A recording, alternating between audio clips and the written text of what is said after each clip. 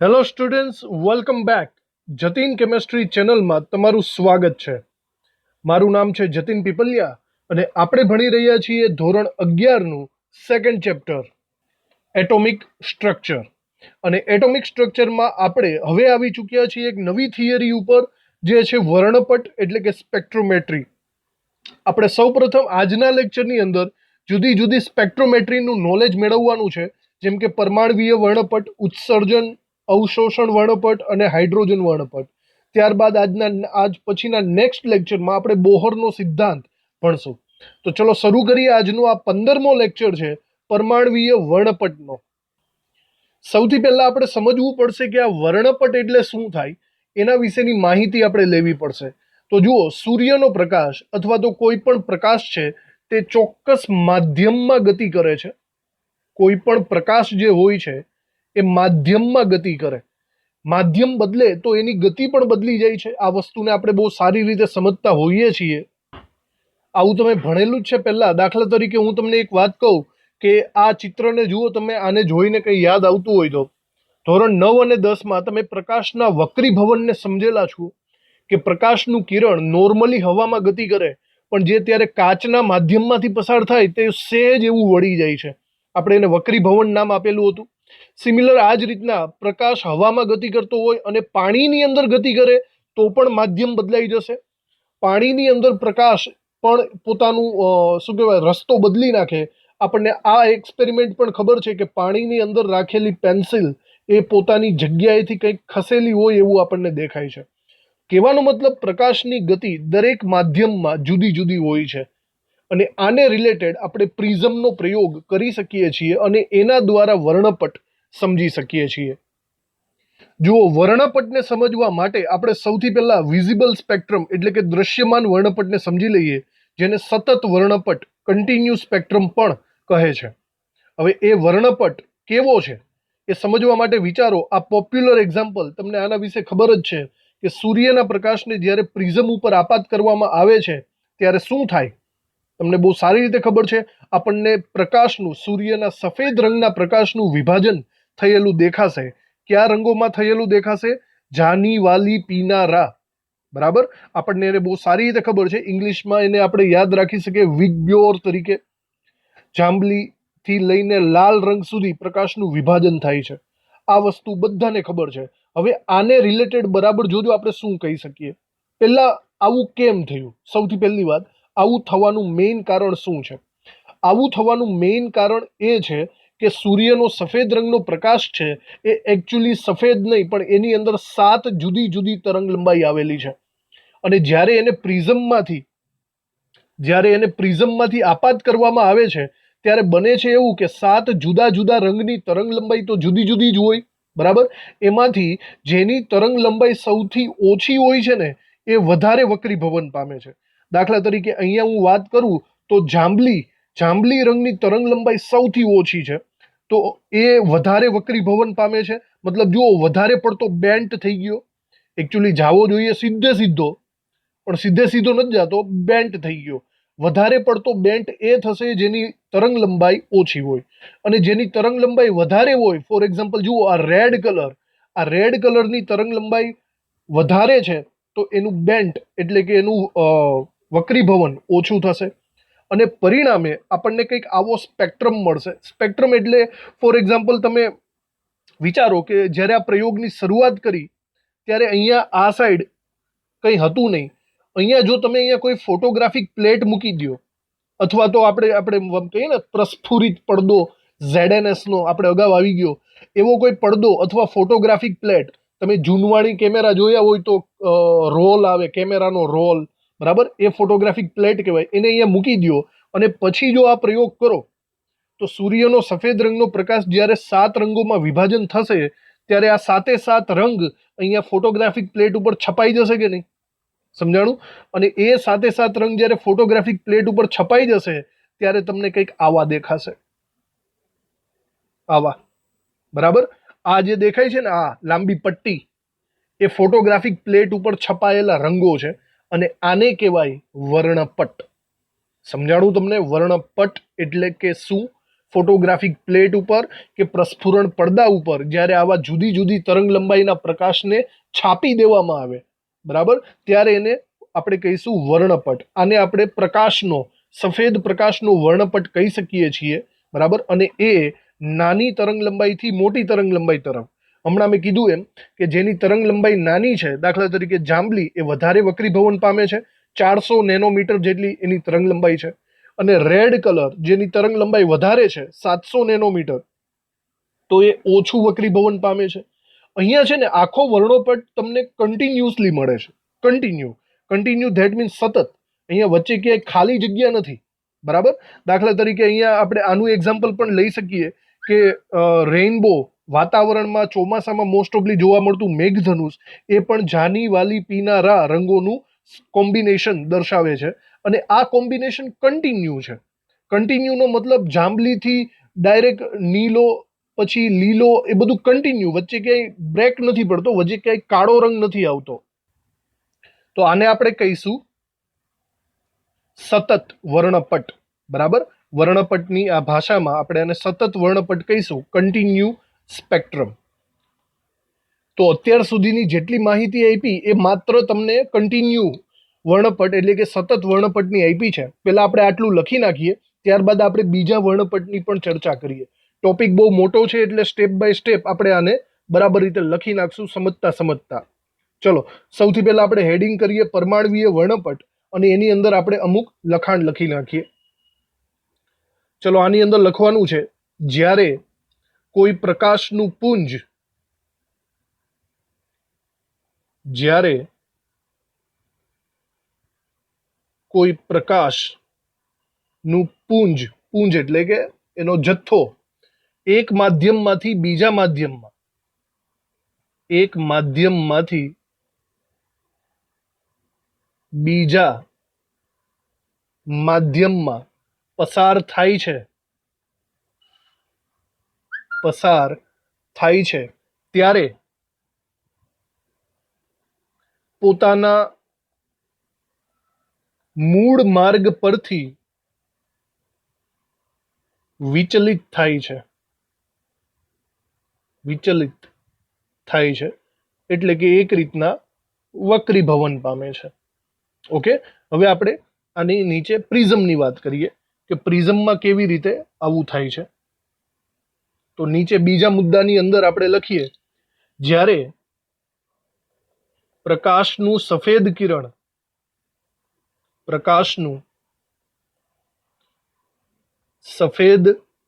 કિરણ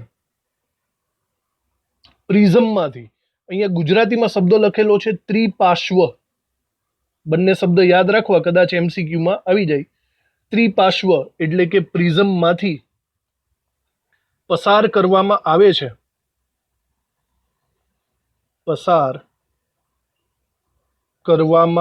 છે, ત્યારે ટૂંકી તરંગ લંબાઈ,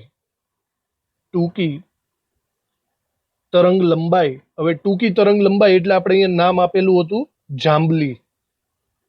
ટૂંકી તરંગ લંબાઈ એટલે કે જાંબલી રંગનું વાળું કિરણ,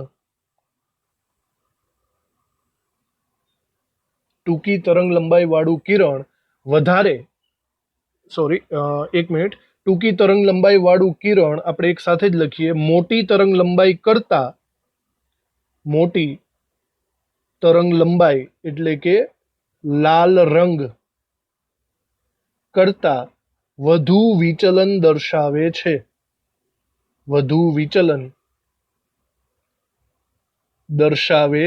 છે, બરાબર. આની આકૃતિ તો કઈ ખાસ દોરવાની જરૂર નથી, પણ આપણે આને સમજી લઈએ, બરાબર. અને વધુ વિચલન દર્શાવે છે, અને સફેદ પ્રકાશનું કિરણ જુદા જુદા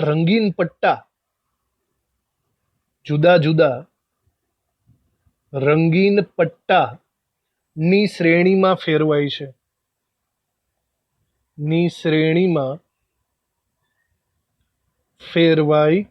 છે, બરાબર. જેને આપણે કહીશું વર્ણપટ, કહે છે. આ વર્ણપટની એક રીતના વ્યાખ્યા થઈ ગઈ. આગળ લખીએ આપણે દ્રશ્યમાન વર્ણપટ. દ્રશ્યમાન એટલે કે આપણે જે જોઈ શકીએ છીએ પ્રિઝમ વાળો. દ્રશ્યમાન વર્ણપટ નો વિસ્તાર જાંબલીથી લાલ રંગ, જાંબલીથી લાલ રંગ સુધીનો હોય છે. સુધીનો હોય છે, જેને આપણે કહીશું સતત વર્ણપટ. જેને સતત વર્ણપટ કહે છે. બરાબર. અહીં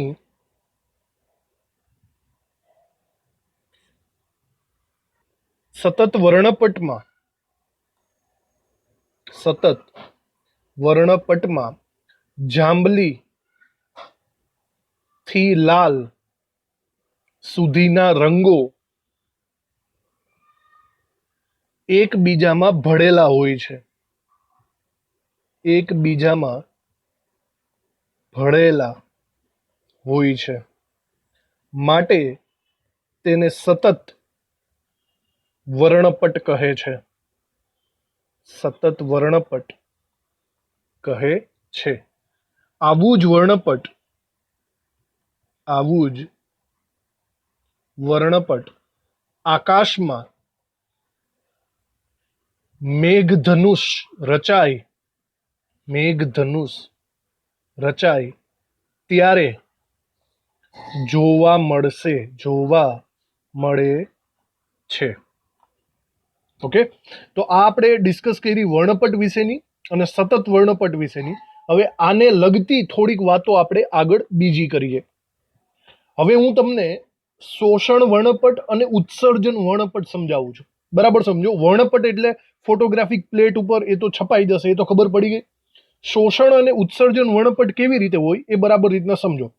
સપોઝ આપણે કોઈ ઇલેક્ટ્રોમેગ્નેટિક રેડિયેશન એટલે કે વિદ્યુત ચુંબકીય વિકિરણો કોઈ પણ પદાર્થ ઉપર નાખીએ છીએ, તો કોઈ પણ પદાર્થની ઉપર જો તમે વિદ્યુત ચુંબકીય વિકિરણો આપાત કરશો તો એ પદાર્થની અંદર જે અણુઓ હશે તે અણુઓ એને શોષી લેશે. સીધી વાત છે. આ પદાર્થની અંદર આવેલા જે અણુઓ છે તે ઉષ્માનું એટલે કે વિદ્યુત ચુંબકીય વિકિરણોનું શોષણ કરી લેશે, અને એ શોષણ એકચ્યુઅલી ઇલેક્ટ્રોન કરશે. ઇલેક્ટ્રોન એ પોતે ઉર્જા મેળવશે અને એ ઉર્જા મેળવીને એની ઉપરની કક્ષામાં કૂદકો મારશે. જો વધારે પડતી ઉર્જા હશે તો બીજો કૂદકો મારશે. આવી રીતે એક કન્ટિન્યુ એક કક્ષામાંથી બીજી કક્ષામાં, બીજી કક્ષામાંથી ત્રીજી કક્ષામાં કૂદકો માર્યા રાખશે. આને કહેવાય સંક્રાંતિ. કહેવાનો મતલબ આવું કેમ થયું? જ્યારે તમે એને ઉર્જા આપી, કોઈ પણ પદાર્થને ઉર્જા આપશો ત્યારે ઇલેક્ટ્રોન ઉત્તેજિત થશે અને ઉત્તેજિત થઈને એ ઉપરની કક્ષામાં જશે. બરાબર. હવે ફરીથી બોલું છું, બરાબર જોજો. આ ત્રણે ત્રણ એક જ પરમાણુ છે. અહીંયા ઇલેક્ટ્રોનનું ઓરિજિનલ સ્થાન 1 નંબરની કક્ષામાં હતું. જ્યારે તમે એને ઉર્જા આપી એટલે એ કૂદકો મારીને ઉપરની બીજી કક્ષામાં ગયું. તમે એને વધારે પડતી ઉર્જા આપી તો હજી કૂદકો મારીને ત્રીજી કક્ષામાં ચાલ્યું ગયું. આ જે ઉપરની બીજી અને ત્રીજી કક્ષા છે ને, એને આપણે કહીશું ઉત્તેજિત અવસ્થા. આ ઉત્તેજિત અવસ્થાની અંદર ઇલેક્ટ્રોન અસ્થાયી હોય છે. કહેવાનો મતલબ એ બહુ લાંબો ટાઈમ અહીંયા ટકી નહીં શકે. તો શું કરશે? એ ફરીથી પાછો નીચે આવતો રહેશે. હવે ઉર્જા મેળવીને એ ઉપરની તરફ ગયેલો હતો ને, એ જ ઉર્જાને એ ફરીથી ઉત્સર્જિત કરશે અને નીચેની તરફ પાછો આવી જશે. બરાબર. જુઓ, ઉર્જાને ઉત્સર્જિત કરી, નીચે આવી ગયો. હજી વધારે પડતી ઉર્જા બહાર કાઢશે તો હજી પોતાના મૂળ સ્થાન જ્યાં હતો ત્યાંને ત્યાં આવી જશે. ઓકે, આવી રીતે ઉર્જાનું શોષણ અને ઉત્સર્જન બંને આપણને જોવા મળે છે. તમે આ વસ્તુને બરાબર રીતે ફરીથી જોઈ લ્યો કે જ્યારે વિદ્યુત ચુંબકીય વિકિરણ કોઈ પદાર્થ ઉપર આપાત થાય ત્યારે કેવી ઘટનાઓ થાય છે. બરાબર. અણુ કે પરમાણુ એ ઉર્જાનું શોષણ કરે છે. એના કારણે ઇલેક્ટ્રોન ઉત્તેજિત થાય છે. ઉત્તેજિત થઈને તે ક્રમશઃ ઉપરની કક્ષાઓમાં જાય છે, જેને આપણે ઉત્તેજિત અવસ્થાઓ કહીશું. ઉત્તેજિત અવસ્થાઓમાં તે બહુ લાંબો સમય ટકી નહીં શકે. બરાબર. ત્યાં અસ્થાયી હોય છે, એટલે જેટલી ઉર્જાનું શોષણ કર્યું હતું એટલી ઉર્જા પાછી કાઢી નાખશે અને કાઢીને ફરીથી એ નીચે જ્યાં હતો ત્યાં ને ત્યાં રિપીટ પાછો આવી જશે. આવી રીતે શોષણ અને ઉત્સર્જન ચાલ્યા કરે છે. અને એમાં મેઇન વસ્તુ એ છે કે જ્યારે આને ઉત્સર્જન કર્યું, બરાબર જોજો, જ્યારે આ ઇલેક્ટ્રોને ઉત્સર્જન કર્યું ને એ પ્રકાશ જે હશે ને એ આપણને દેખાશે. આપણે એમ કહીએ ને કોઈ પણ પદાર્થનો રંગ લાલ શા માટે છે, તો એ પદાર્થના ઇલેક્ટ્રોને લાલ રંગની તરંગ લંબાઈ ઉત્સર્જિત કરેલી હશે, ગુલાબી રંગની તરંગ લંબાઈ ઉત્સર્જિત કરેલી હશે, એટલા માટે આપણને ગુલાબી રંગ દેખાય છે. તો ઇલેક્ટ્રોન આવી રીતે જ્યારે ઉર્જા ઉત્સર્જિત કરશે નીચેના શક્તિ સ્તર, નીચેની કક્ષામાં આવવા માટે, એ પ્રમાણેનો રંગ આપણને દેખાશે. ઓકે, યાદ રાખજો, આ જે ઉપરથી નીચે તરફ ઇલેક્ટ્રોન આવે છે એ ડાયરેક્ટલી પણ આવી શકે છે. મતલબ જો ત્રીજી કક્ષામાંથી, આ જે ત્રીજી કક્ષા છે એમાંથી પહેલી કક્ષામાં એ ડાયરેક્ટ પણ કૂદકો મારીને આવી શકે છે, અથવા વાયા વાયા પણ આવી શકે છે, ત્રીજામાંથી બીજામાં, બીજામાંથી પહેલામાં. બરાબર, જો ડાયરેક્ટ આવશે તો તે એક પ્રકાશનું વિકિરણ ઉત્સર્જિત કરશે, અને જો વાયા વાયા આવશે તો બે અલગ અલગ તરંગ લંબાઈ વાળું વિકિરણ ઉત્સર્જિત કરશે. તો જેટલા વિકિરણ ઉત્સર્જિત કરે એ પ્રમાણે આપણને એનો રંગ દેખાવાનો છે. સપોઝ વિચારો કે આ ત્રીજી કક્ષામાંથી, બરાબર જોજો, ત્રીજી કક્ષામાંથી બીજી કક્ષામાં કોઈ ઇલેક્ટ્રોન નીચે આવે છે અને એ ઇલેક્ટ્રોનને ઉત્સર્જિત કરે છે. તો એ જે વિકિરણને ઉત્સર્જિત કરે છે એ વિકિરણ કંઈક અલગ અલગ રંગ, અલગ અલગ તરંગ લંબાઈ ધરાવતું હશે, અને એ તરંગ લંબાઈના આધારે આપણે એનો રંગ પારખી શકીએ છીએ, અને એ તરંગ લંબાઈના આધારે આપણે એનો વર્ણપટ એટલે કે ફોટોગ્રાફિક પ્લેટ ઉપર આપણે એને છાપી શકીએ છીએ. જોજો, બહુ લાંબુ થઈ ગયું એટલે કન્ફ્યુઝ નહીં થતા. બરાબર, પહેલી વસ્તુ કે પ્રકાશ આવ્યો ક્યાંથી? સૌથી પહેલા ઇલેક્ટ્રોને ઉર્જાનું શોષણ કર્યું એટલે એ ઉપર ચાલ્યો ગયો, ત્યારબાદ ઉર્જાનું ઉત્સર્જન કરીને નીચે આવતો રહ્યો. જ્યારે ઉર્જાનું ઉત્સર્જન થયું ત્યારે આપણને પ્રકાશ દેખાણો. જે ઉર્જાનું ઉત્સર્જન થાય છે એને પકડીને આપણે ફોટોગ્રાફિક પ્લેટ ઉપર છાપકામ કરી શકીએ છીએ, જે જુદી જુદી તરંગ લંબાઈને રિલેટેડ હશે. આવી જુદી જુદી તરંગ લંબાઈનું છાપકામ કરીને આપણે ફોટોગ્રાફિક પ્લેટ બનાવી દઈએ તો કંઈક આવી બનશે. આને કહીશું આપણે વર્ણપટ. જુઓ, આગળ આપણે સફેદ રંગના પ્રકાશ, સૂર્યપ્રકાશનો વર્ણપટ જોયો હતો, એને આપણે નામ આપ્યું હતું સતત વર્ણપટ, કારણ કે તે કન્ટિન્યુ હતો. પણ જ્યારે તમે આવો કોઈ પદાર્થની અંદરથી ઉત્સર્જિત થયેલો પ્રકાશનો વર્ણપટ કરશો ને ત્યારે એ સતત વર્ણપટ નહીં હોય. જો ત્યારે તમને આવો દેખાશે. અહીંયા વચ્ચે વચ્ચે કાળો રંગ છે, જ્યારે ઓરિજિનલી રંગ તમને એક પટ્ટી સ્વરૂપે દેખાય છે. લાલ રંગની પટ્ટી, બ્લુ કલરની પટ્ટી, જાંબલી રંગની પટ્ટી, ગુલાબી રંગની પટ્ટી. સમજાણું? આને હું સતત વર્ણપટ નહીં કહી શકું, અસતત વર્ણપટ કહેવાય. જ્યારે સફેદ રંગનો પ્રકાશ, સૂર્યપ્રકાશનો જે વર્ણપટ હતો એ સતત વર્ણપટ હતો. તો આનો મતલબ એમ થયો કે જે શોષણ કે ઉત્સર્જન મેં તમને હમણાં સમજાવ્યું એ ઉત્સર્જન વર્ણપટ છે. તો એ ઉત્સર્જન વર્ણપટ એ સતત હોતો નથી. આ ઉપરથી હું કહી શકું છું. સમજાણું તમને? ઓકે, આ મેં વાત કરી ઉત્સર્જન વર્ણપટની. બરાબર જોજો, હવે આવી જ રીતે હું શોષણ વર્ણપટની પણ વાત કરી શકું. આનું ઊંધું, ઉત્સર્જનનું ઊંધું કરો એટલે શોષણ થાય. તો જુઓ, શોષણ વર્ણપટ છે ને એ તમને આનાથી અપોઝિટ આવા દેખાશે. આ વર્ણપટમાં અને ઉપરના વર્ણપટમાં શું ફરક છે? અહીંયા જ્યાં રેડ કલરની લાઈન છે તો અહીંયા નીચેની સાઈડ અહીંયા કાળા કલરની લાઈન છે. શોષણનો મતલબ શું થાય? તમે વાતને બરાબર સમજો. કોઈ પદાર્થ હોય એના ઉપર આપણે કોઈ વિકિરણ આપાત કરીએ, બરાબર, એ પ્રયોગ દ્વારા હું તમને સમજાવું. બરાબર જોજો, આપણે નોર્મલી આ પ્રયોગ હમણાં કર્યો હતો કે સૂર્યના પ્રકાશને ડાયરેક્ટ પ્રિઝમ ઉપર આપાત કર્યો હતો, તો તમને અહીંયા સતત વર્ણપટ મળવાનો છે, જાની વાલી પીના રા જેવો. પણ હવે જુઓ, મેં વચ્ચેની સાઈડ અહીંયા કોઈ સેમ્પલ એટલે કે કોઈ પદાર્થ મૂકી દીધો.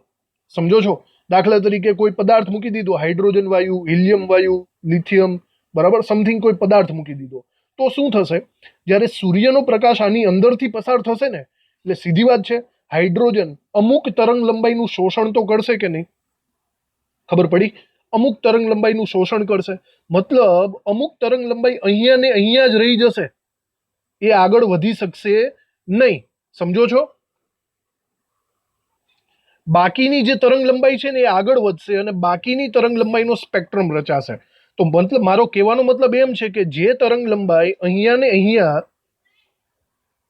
જે તરંગ લંબાઈ અહીંયા ને અહીંયા જ રહી ગયેલી છે એ તો આપણને આગળ જવાની નથી, એ તો આપણને આગળ નહીં મળે. બરાબર, તો એનો સ્પેક્ટ્રમ આપણને કંઈક આવી રીતે મળશે.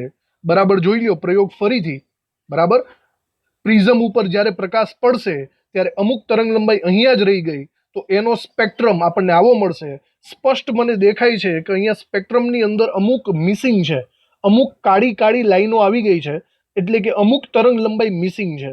જે તરંગ લંબાઈ મિસિંગ છે એ એકચ્યુઅલી અહીંયા શોષાઈ ગઈ છે.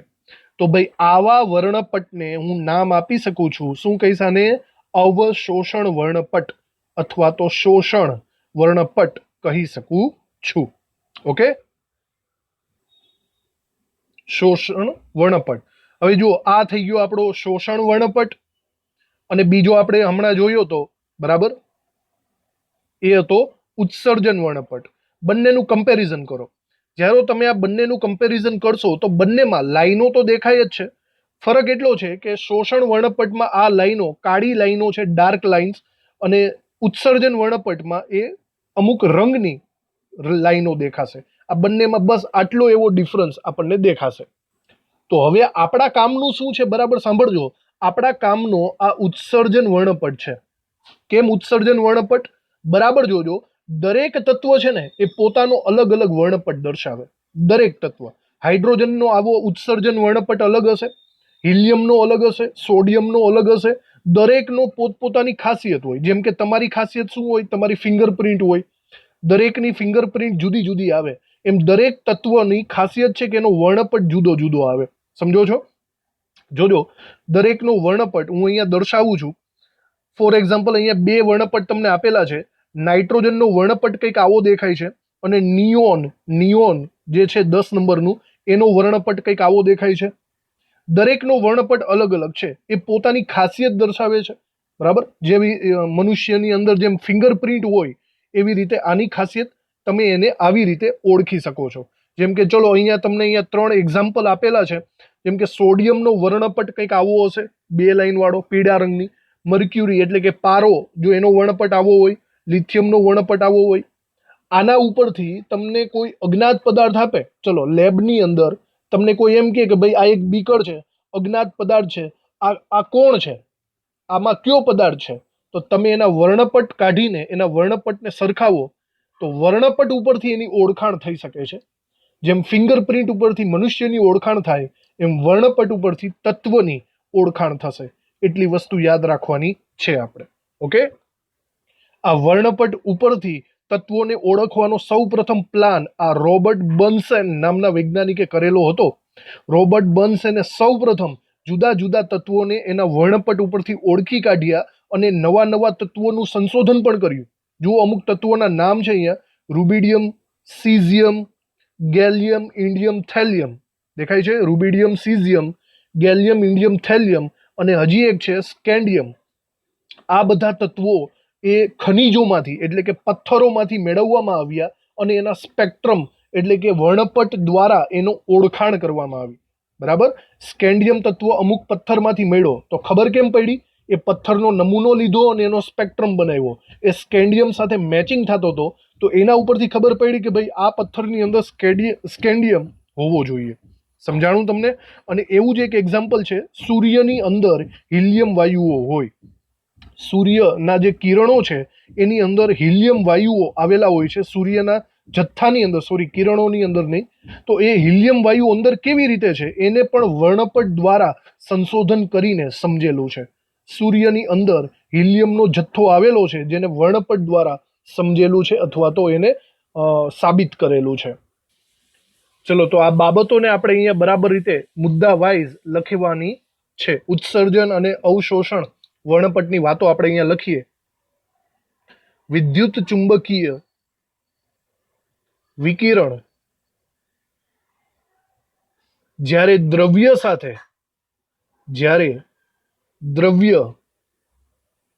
પર આપાત કરવામાં આવે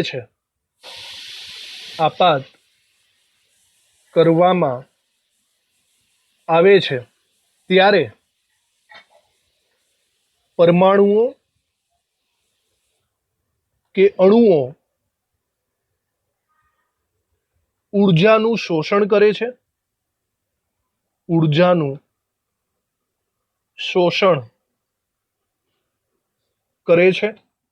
અને 2 માંથી 1 ઊંચા ઉર્જા સ્તર પર જાય છે। ઊંચા ઉર્જા સ્તર એટલે કે ઊંચી કક્ષા પર જાય છે। બરાબર, આગળ લખીએ આપણે।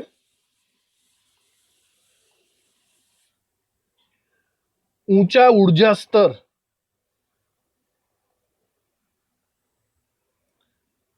માં તેઓ અસ્થાયી સ્વરૂપે હોય છે, અસ્થાયી બને છે, જેથી ખૂબ જ ઓછા સમયગાળામાં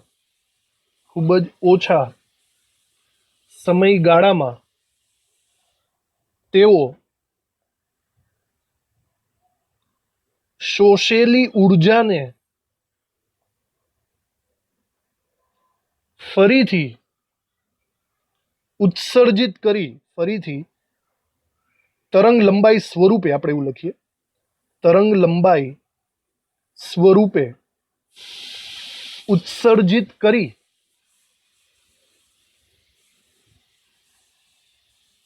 મૂળ અવસ્થામાં પાછા ફરે છે, મૂળ અવસ્થામાં પાછા ફરે છે।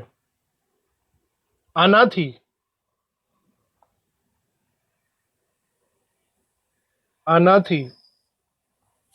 ઉત્સર્જિત તરંગ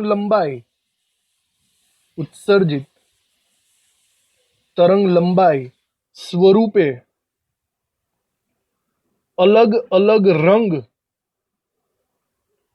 જોવા મળે છે,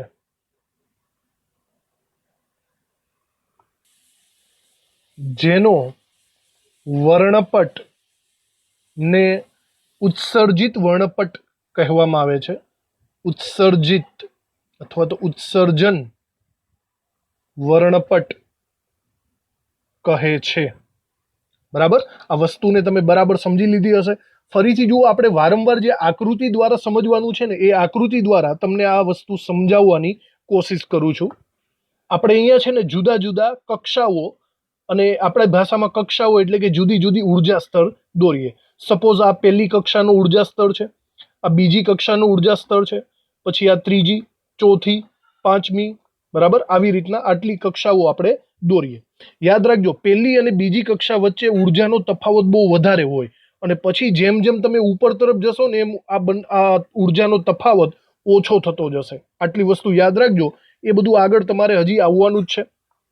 તો વસ્તુ સમજો, હું આજે સૌથી નીચેનો પહેલો ઉર્જા સ્તર છે ને, આને હું નામ આપીશ ભૂમિ અવસ્થા। સમજો, ભૂમિ અવસ્થા। ભૂમિ અવસ્થા એટલે કે n=1 પહેલો ઉર્જા સ્તર કહેવાય। પછી જેમ જેમ ઉપર જાવ, આ n=2, આ ત્રીજો ઉર્જા સ્તર, આ ચોથો ઉર્જા સ્તર, પાંચમો અને છઠ્ઠો ઉર્જા સ્તર। સમજાણું તમને? હવે મારી વાત બરાબર સાંભળો કે સપોઝ આપણે કોઈ પરમાણુ લઈ લઈએ, દ્રવ્ય લઈ લઈએ, દાખલા તરીકે હાઇડ્રોજન કે ગમે તે લઈ લઈએ, એનો મૂળ પરમાણુનો ઇલેક્ટ્રોન નોર્મલી ભૂમિ અવસ્થામાં હોય। ઓકે, સપોઝ આ પહેલી કક્ષાની અંદર ઇલેક્ટ્રોન છે। હવે તમે આના ઉપર ઇલેક્ટ્રોમેગ્નેટિક એટલે કે વિદ્યુત ચુંબકીય વિકિરણો આપાત કર્યા, કાં તો એને ગરમ કર્યું, કાં તો આપાત કર્યું, એમ કરીને તમે એને ઉર્જા આપી। જેવી તમે એને ઉર્જા આપીને એટલે એ ડાયરેક્ટ ઉપર જશે। મતલબ ઉર્જાનું શોષણ કરીને, દાખલા તરીકે થોડીક એવી ઉર્જાનું શોષણ કર્યું તો એ ડાયરેક્ટ કૂદકો મારીને, બરાબર, પહેલીમાંથી બીજી કક્ષામાં ચાલ્યો જશે। જો થોડીક વધારે પડતી ઉર્જા તમે આપી દીધી હોય તો પહેલીમાંથી ડાયરેક્ટ ત્રીજીમાં ચાલ્યો જાય। એનાથી વધારે આપી હોય તો પહેલીમાંથી ચોથીમાં ચાલ્યો જાય। તો કહેવાનો મતલબ, જેટલી વધારે તમે ઉર્જા આપશો એવડો મોટો ઠેકડો, એટલો મોટો કૂદકો મારીને ઉપરની સાઈડ ચાલ્યો જશે। અને આ જે ઉપરની સાઈડની આ જે બધી આ કક્ષાઓ છે ને, ઉર્જા સ્તરો, આપણે એને નામ આપશું ઉત્તેજિત અવસ્થાઓ। શું થશે? ઉત્તેજિત અવસ્થાઓ। સૌથી નીચે હતી એ શું હતી? ભૂમિ અવસ્થા। આ ઉપરની છે ઉત્તેજિત અવસ્થા। તો બોલો, ફર્સ્ટ ઉત્તેજિત અવસ્થા કઈ થાય? ફર્સ્ટ ઉત્તેજિત અવસ્થા એટલે બીજી થાય, સેકન્ડ ઉત્તેજિત અવસ્થા એટલે ત્રીજી થાય, થર્ડ ઉત્તેજિત અવસ્થા એટલે ચોથી થાય। આવી રીતના ચાલ્યા રાખે। સમજ પડી? તો આવી રીતે આપણો ઇલેક્ટ્રોન ઉર્જાને શોષીને ઉપર ચાલ્યો ગયો। હવે ઉપર ક્યાં ચાલ્યો ગયો? એ ખબર નહીં, એ તમારી ઉપર ડિપેન્ડ કરે કે તમે એને કેટલી ઉર્જા આપી. તમે હાઈફાઈ ઉર્જા આપી છે તો બાઉન્ડ્રીની બહાર ડાયરેક્ટ છઠ્ઠા માળે કૂદકો મારી ગયો હશે. તમે થોડીક એવી ઉર્જા આપી હશે તો કદાચ બીજા માળે કૂદકો મારી ગયો હશે. સમજાણું તમને? આવી રીતે થાય. હવે બીજી વાત, હવે અહીંયા કહેવાનો મતલબ એ છે કે જ્યારે ઉત્તેજિત અવસ્થામાં કોઈ ઇલેક્ટ્રોન આવે છે ને ત્યારે તે અસ્થાયી હોય છે. અસ્થાયી મતલબ બહુ લાંબો સમય અહીંયા ટકી નહીં રહે. એનો મતલબ એમ થયો કે જે ઉપરનો ઇલેક્ટ્રોન, ઉપર અસ્થાયી ઇલેક્ટ્રોન છે એ ફરીથી પોતે હતો ને ત્યાં આવતો રહેશે. હવે ઉર્જાનું શોષણ કરીને તે ઉપર આવ્યો હતો, એવી જ રીતના ઉત્સર્જન કરીને એ પાછો નીચે આવી જશે. કહેવાનો મતલબ ઉપરથી નીચે જ્યારે આવવું હોય ને ત્યારે એ જ્યારે નીચેની તરફ આવશે ત્યારે એમાંથી કંઈક તરંગ લંબાઈ ધરાવતા વિકિરણનું ઉત્સર્જન કરશે, અને આ તરંગ લંબાઈ ધરાવતા વિકિરણ આપણને દેખાશે એ દ્રશ્યમાન પ્રકાશના હશે. સમજાણું તમને? આવી રીતે આખું લોજિક બેસાડેલું છે, તમે આને બરાબર રીતે સમજી જાજો. ઉત્સર્જન વર્ણપટની વ્યાખ્યા આપણે લખી નાખી. હવે આપણે શોષણ વર્ણપટ, અવશોષણ વર્ણપટની વ્યાખ્યા પણ લખી નાખીએ. એનો પ્રયોગ મેં હમણાં તમને દર્શાવેલો જ હતો, બરાબર? તો અહીંયા આપણે એની વ્યાખ્યાની અંદર ચલો લખીએ. કોઈ નમૂનામાંથી વિકિરણ પસાર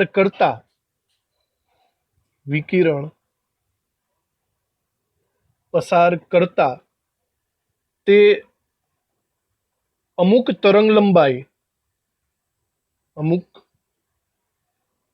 લંબાઈ નું શોષણ અથવા તો અવશોષણ, બે શબ્દો એક જ છે, અવશોષણ કરે છે, અને બાકીની તરંગ લંબાઈ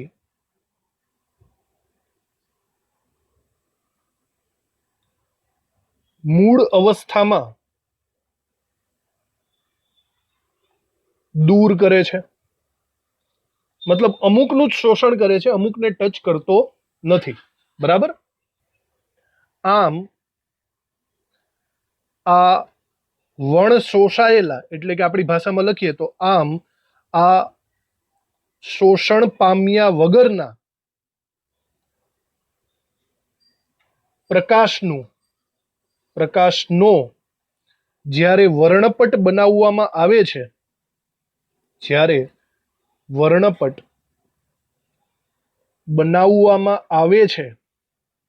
ત્યારે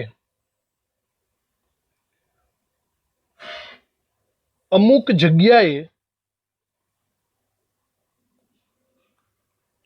કાળી લીટીઓ દેખાય છે, કાળી લીટીઓ અથવા તો કાળી રેખા જણાય છે. હવે આ કાળી રેખા શા માટે જણાય છે? જેનું કારણ એ છે કે શોષાયેલ તરંગ લંબાઈ પ્રકાશમાંથી ગાયબ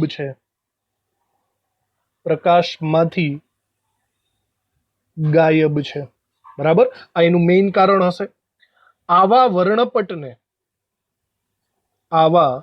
વર્ણપટને આપણે નામ આપશું અવશોષણ વર્ણપટ અથવા તો માત્ર શોષણ વર્ણપટ કહે છે. તો બે ટાઈપના વર્ણપટ થઈ ગયા, અવશોષણ વર્ણપટ અને ઉત્સર્જન વર્ણપટ. આ વર્ણપટની આકૃતિઓ તમને ટેક્સ્ટબુકમાં પણ આપેલી જ છે, જસ્ટ જોઈ લ્યો, આને કંઈ દોરવાની જરૂર નથી. અહીંયા આપણે હમણાં સમજાવ્યું એ રીતના આ જે વર્ણપટ જેની અંદર કલરફુલ રેખાઓ આપણને દેખાય છે, આ છે ઉત્સર્જન વર્ણપટ. અને જ્યાં કાળી કાળી રેખાઓ દેખાય છે, કંઈક મિસિંગ કલર હોય એવું દેખાય, એને કહીશું શોષણ વર્ણપટ. સમજાણું? તો મેઇનલી શોષણ વર્ણપટમાં વસ્તુ એ છે કે અહીંયા નમૂનો વચ્ચે રાખેલો હોય છે, નમૂનો અહીંયા છે અવશોષિત, એ અમુક તરંગ લંબાઈનું શોષણ કરી નાખશે. તો આ હમણાં તમને સારી રીતના સમજાવેલું છે, આ તમને ખબર પડી જવી જોઈએ. હવે આના પરથી એક વર્ણપટ દર્શકીની પણ વ્યાખ્યા આપણે અહીંયા લખી શકીએ છીએ. તો નીચે આપણે એ વ્યાખ્યાને લખી નાખીએ. ઉત્સર્જન કે અવશોષણ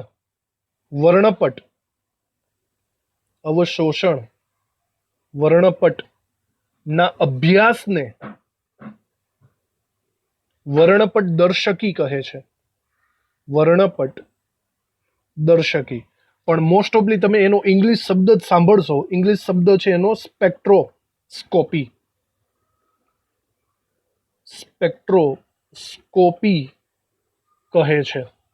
આવા જુદા જુદા વર્ણપટોને કમ્પેર કરવાના, એનો અભ્યાસ કરવાનો, એ આખાને આપણે કહીશું સ્પેક્ટ્રોસ્કોપી, એટલે કે વર્ણપટ દર્શકી. આપણે એવું નામ એને આપશું. હવે આપણે આ વર્ણપટના આધારે ચોક્કસ તત્વોને શોધવાનું, ફિંગરપ્રિન્ટ વાળી જે વાત કરી એને પણ આપણે લખી નાખીએ. દ્રશ્યમાન પ્રકાશ નો વર્ણપટ સતત વર્ણપટ છે. એનો વર્ણપટ સતત મળે છે, પરંતુ જુદા જુદા તત્વો કે વાયુઓ ના ઉત્સર્જન વર્ણપટ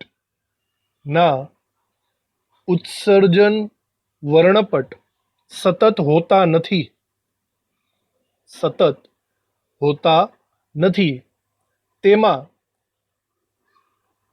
અમુક રંગીન રેખાઓ જોવા મળે છે. અમુક રંગીન રેખાઓ જોવા મળે છે. એની નીચે જ લખીએ, દરેક તત્વ કે વાયુ પોતાનો લાક્ષણિક વર્ણપટ ધરાવે છે. લાક્ષણિક વર્ણપટ ધરાવે છે, જેના આધારે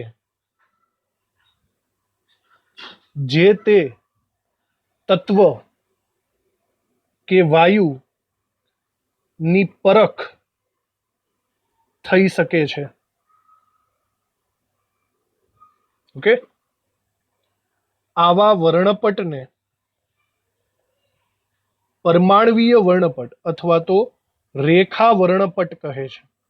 રેખા વર્ણપટ અથવા તો પરમાણવીય વર્ણપટ કહે છે. બરાબર. કોઈ પણ જુદા જુદા તત્વ કે વાયુ હોય, હાઇડ્રોજનનો વર્ણપટ, હિલિયમનો વર્ણપટ, એ દરેકના વર્ણપટમાં રેખાઓ તમને જુદી જુદી દેખાશે. એના પર્ટિક્યુલર આને આપણે પરમાણવીય વર્ણપટ તરીકે એને ઓળખીશું. આ વર્ણપટ જે તમને અહીંયા આકૃતિમાં દર્શાવેલો છે, બરાબર, એવો વર્ણપટ હશે.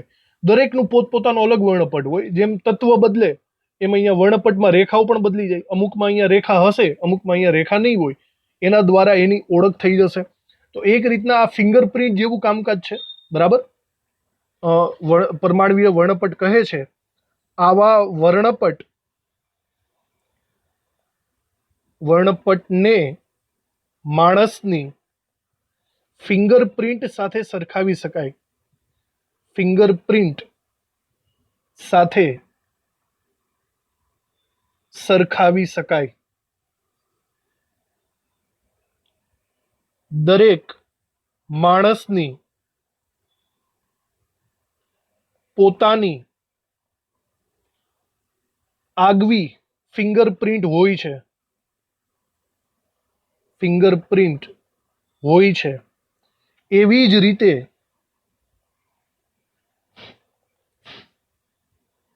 દરેક તત્વ કે વાયુનો પોતાનો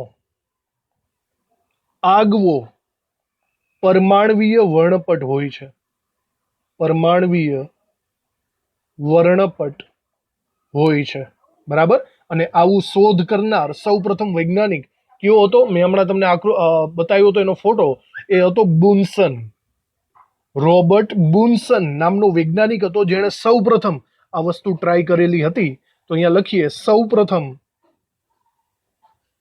રોબર્ટ બુન્સન નામના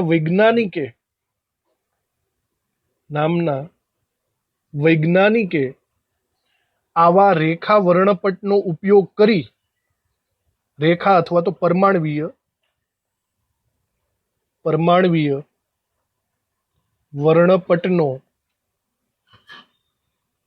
ઉપયોગ કરીને ઘણા તત્વોની પરખ કરી.